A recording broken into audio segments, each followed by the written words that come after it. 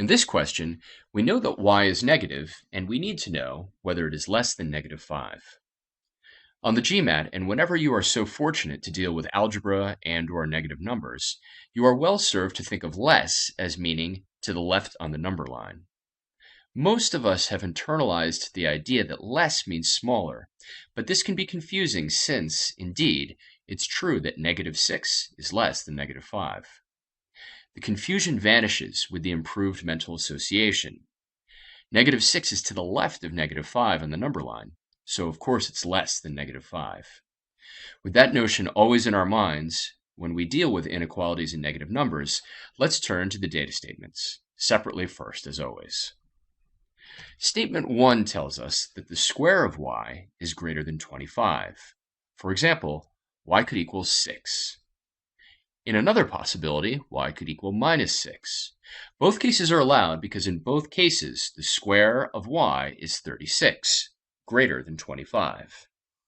But the different cases lead to different answers to the question. Because 6 is greater than -5, it's to the right on the number line, and -6 is less than -5, it's to the left on the number line. Therefore, we don't have the information we need to answer the question definitively. Statement 1 alone is insufficient. Statement 2 is a different animal from Statement 1.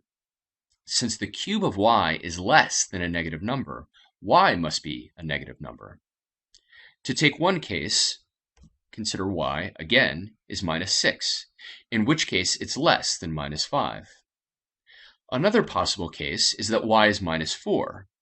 Since y cubed is -64, that's less than -25, so it's allowed by Statement 2.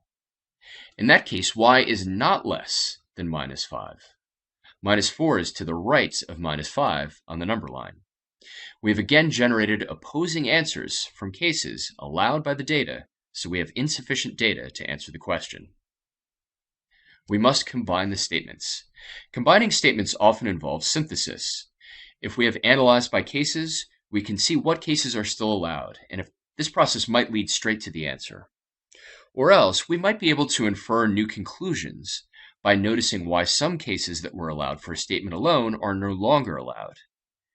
In this question, when the statements are combined, Statement 2 demands the number in question be negative, and this eliminated our first case when we looked at Statement 1.